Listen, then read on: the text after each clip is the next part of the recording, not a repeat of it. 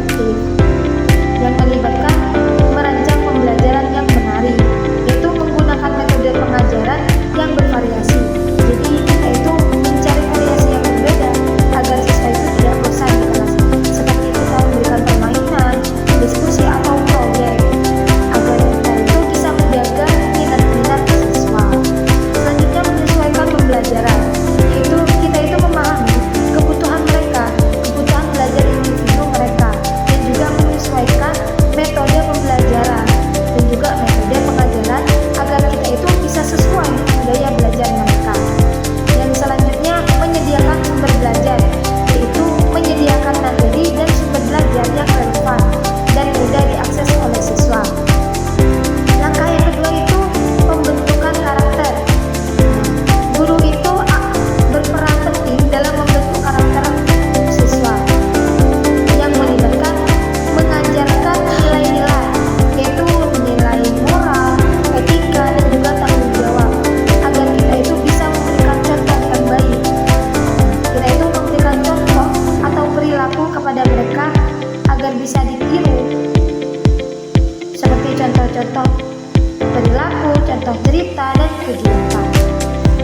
Selanjutnya membangun keterampilan sosial, yaitu kita itu membantu siswa mengembangkan keterampilan sosial seperti kerjasama, komunikasi, dan empati. Yang terakhir mendorong kedisiplinan dengan cara kita itu menciptakan lingkungan belajar yang disiplin dan mendukung siswa itu untuk mengembangkan pengenalan diri mereka. Selanjutnya mari kita bahas tentang kenapa sih kita itu sebagai guru sangat penting di sekolah dasar atau di madrasah ibtidaiyah. Jadi anak-anak di usia sekolah dasar itu berada pada periode perkembangan yang sangat penting. Nah, pada masa ini mereka itu mengalami perkembangan pesat dalam aspek kognitif atau kemampuan berpikir. Jadi kayak emosional, sosial, atau yang lainnya. Jadi kita itu sebagai guru itu memiliki peran krusial dalam membimbing mereka melalui fase ini. Jadi peran kita ini tidak hanya sebatas menyampaikan materi saja, tetapi dengan mencangkup pengembangan karakter. Selanjutnya peran guru dalam pembelajaran. Nah, yang pertama di sini ada fasilitator belajar, yaitu kita itu guru berperan sebagai fasilitator. Kenapa? Kita harus menciptakan lingkungan belajar yang menarik, aman, dan kondusif agar mereka itu tidak jenuh, tidak bosan di dalam kelas. Nah, tindakan kita bagaimana? Kita merancang kegiatan pembelajaran yang bervariasi dan interaktif, seperti kayak permainan, diskusi, atau proyek. Dan juga kita menyediakan sumber belajar yang relevan dan mudah diakses, menciptakan suasana kelas yang positif dan mendukung. Yang kedua ada motivator, yaitu kita sebagai guru harus berperan sebagai motivator atau mendorong semangat belajar siswa dan meningkatkan minat mereka terhadap pembelajaran dengan cara kita itu memberikan pujian dan dukungan positif atas usaha pencapaian siswa, seperti mereka sedang membuat karya.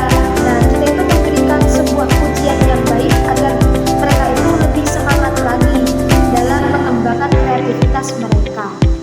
Yang selanjutnya membimbing individu, yaitu kita itu memberikan perhatian khusus pada siswa yang mengalami kesulitan belajar atau membutuhkan dukungan tambahan dengan cara kita itu mengidentifikasi siswa yang membutuhkan bantuan dan juga memberikan bimbingan dan dukungan individual.